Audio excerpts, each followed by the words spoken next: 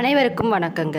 குரு பகவானை அதிபதியாக கொண்டு இருக்கக்கூடிய தனுசு ராசி அன்பர்களே, உங்களுடைய குண அதிசயங்கள் எப்படி இருக்குன்னு பார்த்தீங்கன்னா, புதிய இடங்களுக்கு பயணம் செல்வது, புதிய விஷயங்களை கற்றுக்கிறது, அதில் நிறைய ஆர்வம் காட்டுறது, மற்றவங்களுக்கு உதவுவதில் நீங்கள் மகிழ்ச்சி கொள்வது, இது மாதிரி விஷயங்கள்லாம் உங்களுக்கு ரொம்ப பிடிச்ச விஷயமா இருக்குங்க. தனுசு பார்த்தீங்கன்னா குருவோட ஆதிக்கத்திற்கு உரிய சின்னமாகவே இருக்குங்க. அதனால் பணத்தை விட புகழும் மதிப்பிற்கு அதிக முக்கியத்துவம் கொடுப்பவர்களாக நீங்கள் இருப்பீங்க. எந்த ஒரு விஷயத்தையும் பார்த்தீங்கன்னா எளிதில் அனைவரும் நம்பி ஏமாறக்கூடியவர்களாக இருப்பீங்க. கோபம் வந்தால் கொஞ்சம் சத்தமாக பேசுவீங்க, அவ்வளோதான். அது மட்டும் இல்லாமல் எதிர்பார்ப்புகள் நிறைவேறாத போது சற்றும் மனசோர்வு கூட அடைவீங்க. இது மாதிரியான விஷயங்கள் உங்களுடைய பலவீனமாக இருக்கும். இப்படிப்பட்ட நல்ல குண அதிசயங்கள் படைத்து இருக்கக்கூடிய உங்களுக்கு பார்த்தீங்கன்னா இந்த பிறந்திருக்கின்ற ஆடி மாதத்தில் நிறைய நற்பலன்கள்லாம் நடக்க இருக்குங்க. அது மட்டும் இல்லாமல் நீங்கள் இது நாள் வரைக்கும் நீங்கள் நினச்ச காரியங்கள் நடக்கலையே அப்படின்னு சொல்லிட்டு கவலைப்பட்டுட்டு இருக்கீங்களா? இனிமேல் அந்த கவலையை விடுங்க. வரக்கூடிய நாட்கள் உங்களுக்கு யோகமான நாட்களாகவே அமைய போகுதுங்க.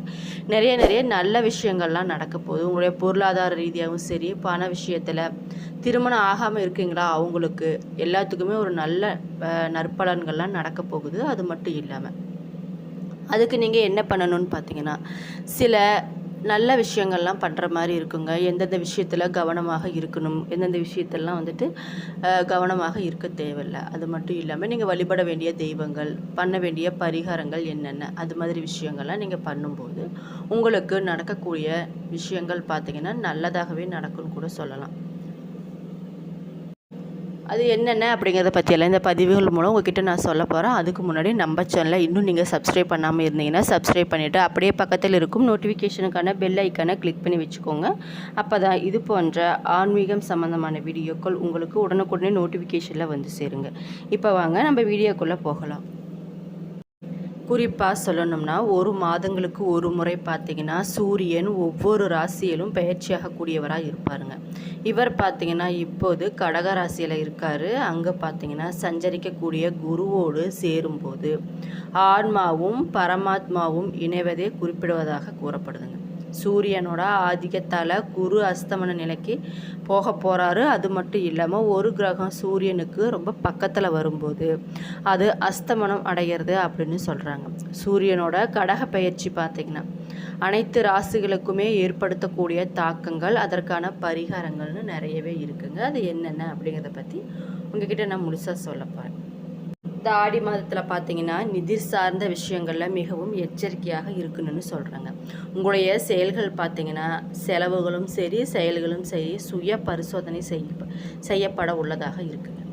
அபாயகரமான முதலீடுகளை நீங்கள் தவிர்த்துக்கோங்க. உங்களுடைய வாழ்க்கையில் சவால்களை நிறைய சந்திக்க போகிறீங்க.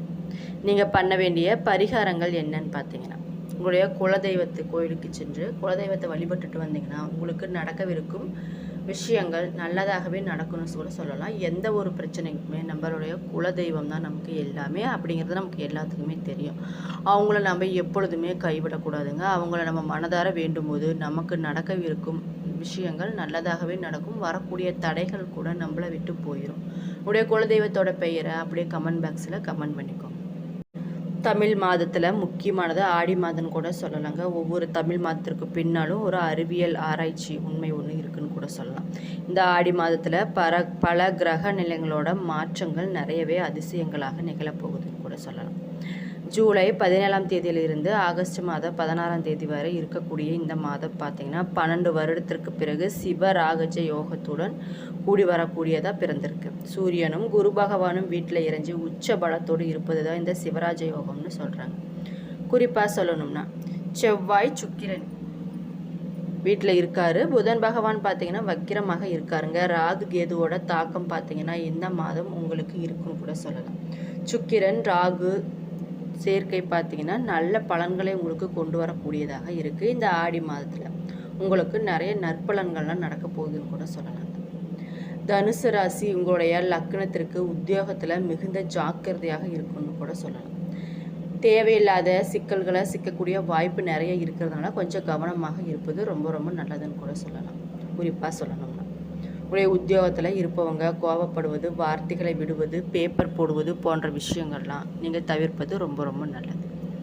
வேலையை இழக்கக்கூடிய இது மாதிரிலாம் நம்ம பண்ணிகிட்டு இருக்கும்போது வேலையை இழக்கக்கூடிய அபாயம் கூட ஏற்படும்னு சொல்கிறாங்க. வேறு வேலை கிடைக்கிறதுல சிக்கல்கள் வருவதற்கான நிறைய வாய்ப்பு கூட இருக்குங்க. மீண்டும் இன்னொரு வேலை கிடைக்காத நிலை கூட ஏற்பட வாய்ப்பு இருக்கிறதுனால கொஞ்சம் கவனமாக இருந்துக்கோங்க. வேலை கிடைப்பது தள்ளி போகும் நிலைமை ஏற்படும் அப்படிங்கிறதுனால கொஞ்சம் கவனமாக இருப்பது நல்லது. மேலதிகாரிகளோட இணக்கமாக போகிறது தாங்க ரொம்ப ரொம்ப நல்லது. தேவையில்லாத வாக்குவாதங்களை தவிர்ப்பதும் நல்லதுங்க. அரசு துறை, அரசாங்கத்துறையில் இருப்பவங்க, அரசியலில் இருப்பவங்க கவனமாக இருக்கிறது ரொம்ப ரொம்ப நல்லது. நிறைய பணங்களை நீங்கள் பார்க்க போகிறீங்க. வரக்கூடிய நாட்களில் உங்களுடைய உறவினர்கள், நண்பர்களை சந்திக்கக்கூடிய யோகமும் உங்களுக்கு கிடைக்க போகுது. உங்களுடைய மனதில் பார்த்தீங்கன்னா புத்துணர்ச்சி உண்டாக போகுதுங்க. எல்லாவற்றையுமே சமாளிக்கக்கூடிய நம்பிக்கை பார்த்தீங்கன்னா உங்களுக்கு நிறையவே இருக்க போகுது.